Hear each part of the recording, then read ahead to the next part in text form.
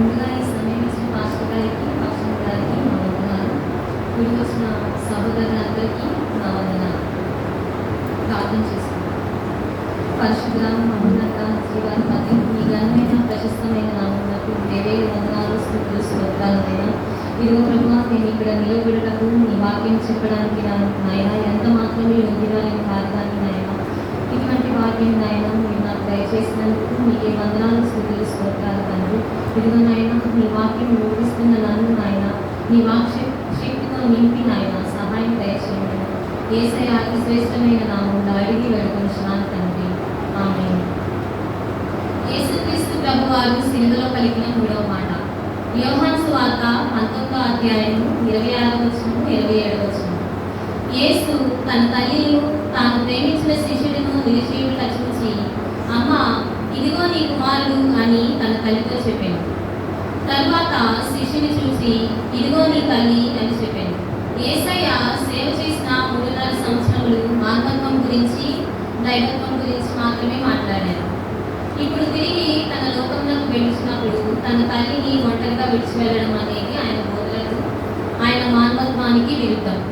అంతేకాదండి, ఆ మాటకు వస్తే శిష్యులతో కూడా అదే మాట చెప్పారు. ఇంతకాలం యేసయ్యతో మరి కలిసి ఉండి ఆయన నమ్ముకొని ఆయనతో నడిచినటువంటి వారిని విడిచిపెట్టడం అనేది ఆయన చేసిన బోధలకు ఎంతో విరుద్ధం. అయితే వారితో యేసుక్రీస్తు ప్రభువారు ఈ మాట పలికారు. ఇంతవరకు మీరు నాతో ఉన్నారు కనుక మిమ్మల్ని అనాథలుగా విడువను, మీ కొరకు ఆదరణకర్తను పంపిస్తానని మాటలు చెప్పారు. ఆయన బోధలన్నింటిలోనూ ఆయన ఏం చెప్పారో అదే చేశారు, ఆయన ఏం చేశారో అదే చెప్పారు. అసలు లేఖనాలు ఏం వివరిస్తున్నాయి? సామెతలు 1వ అధ్యాయము 8వ వచనం. నా కుమారుడా, నీ తండ్రి ఉపదేశము ఆలకింపు, నీ తల్లి చెప్పు బోధను త్రోసివేయకుము అని చెప్పబడిన ఈ మాట ప్రకారము యేసుక్రీస్తు ప్రభువారు ఎప్పుడు అమ్మా నాన్న మాటలకు ఎదురు చెప్పలేదండి. ఆయన వారి మాటలను ఎన్నడూ తిరస్కరించలేదు. లూకాసు వార్త 2వ అధ్యాయము 51వ వచనం.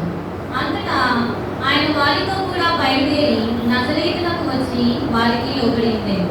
ఆయన ప్రవర్తన అనేది చిన్ననాటి నుండే అంతుపట్టలేదు. అంటే అలరి చేయడం కానీ, అజ్ఞానంగా నడుచుకోవడం కానీ, ఎదురు తిరిగి ప్రవర్తించడం కానీ యేసయ్యలో మనం ఎప్పుడు చూడలేదు.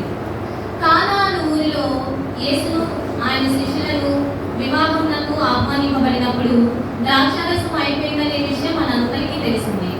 ద్రాక్షారసము అయిపోయినప్పుడు మరి యేసుక్రీస్తు తల్లి అయిన మరియ యేసయ్య వద్దకు వచ్చి ద్రాక్షారసం అయిపోయిందని చెప్పగా యేసయ్య ఆమెతో ఇలా పలికారు.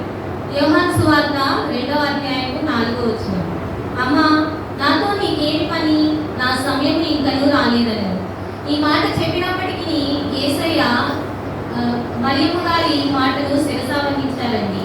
ఆ బాణలు నీటితో నింపమని పరిచారకులకు చెప్పినప్పుడు వారు ఆ బాణలను అంచుల మట్టుకు నింపారు. అప్పుడు ఆ నీటిని ద్రాక్షారసంగా మార్చి విందు ప్రాధాన్యతకు పంపించమని యేసుక్రీస్తు ప్రభువారు చెప్పారు. తన తల్లి బోధను త్రోసివేయలేదు అనడానికి ఇదొక నిదర్శనం. పరిశుద్ధ గ్రంథంలో అమ్మకు ఎటువంటి ప్రాధాన్యత ఇవ్వబడింది? దావీదు కుమారుడైన సొలొమోను మహారాజు గారి ఎదుగు తన తల్లి అయిన బత్షెబ వచ్చినప్పుడు సొలొమోను మహారాజు గారు సింహాసనం మీద నుండి లేచి తన తల్లిని గౌరవించారు. ఈనాడు మనము మరి ఏ విధంగా ఉన్నాము? మన తల్లిదండ్రులను గౌరవించే వారంగా ఉన్నామా? వారి మాటలకు విలువనిచ్చే వారంగా ఉన్నామా? మనము ఒకసారి పరీక్షించుకోవలసిన వారమే ఉన్నాము. అమ్మ బిడ్డకు ఆదిగురు. అమ్మ ఏది చెప్తే బిడ్డ అదే నేర్చుకుంటుంది. అమ్మ ఏ భాష నేర్పిస్తే ఆ భాషే బిడ్డ నేర్చుకుంటుంది.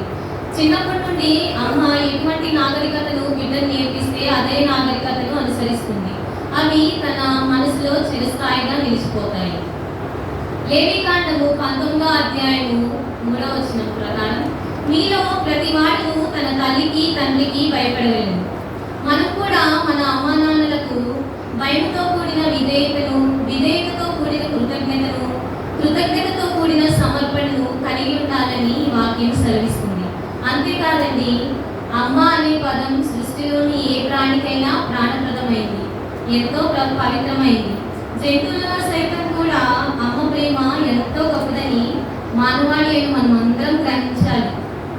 అమ్మ ప్రేమను ఆనాటి నుండి ఈనాటి వరకు చరిత్రకారులు కానీ మానవతావాదులు కానీ వర్ణించలేకపోయారు, నిలవకట్టలేకపోయారు. ఇది ఎవ్వరికీ సాధ్యమైన పని కాదు.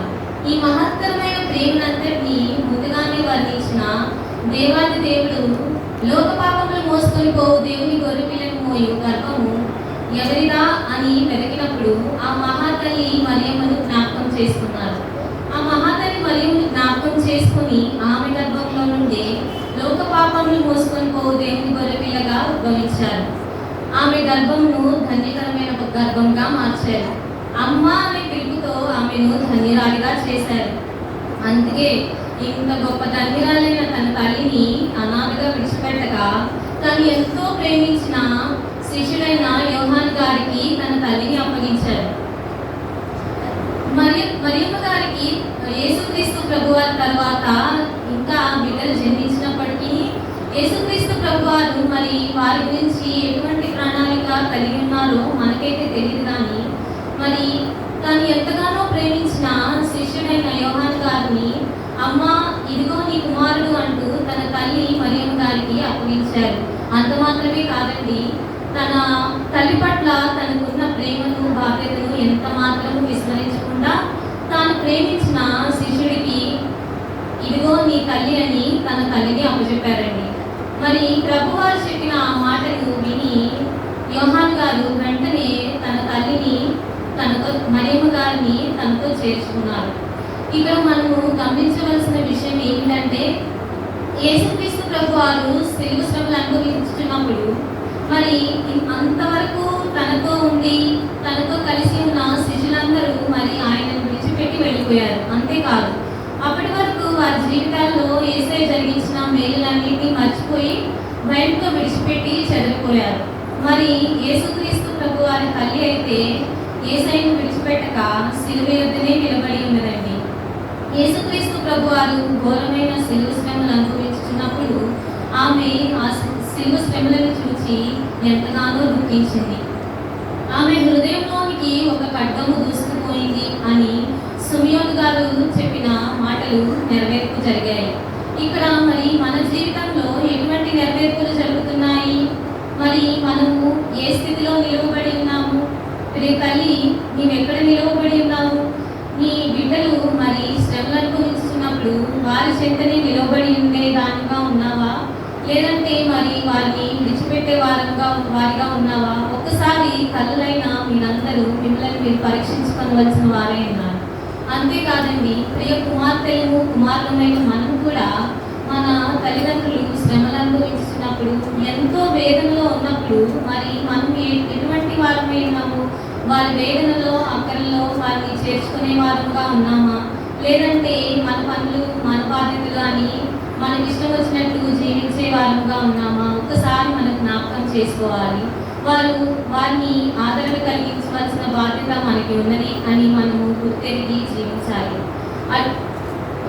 మరియమ్మ గారు ప్రభు గారు మనకి చూపించిన ఈ మాదిరికరమైన మార్గంలో మనమందరము నడుచుకొనగల కృప దేవాది దేవుడు మనందరికీ అనుగ్రహించును గాక. ఆమేన్.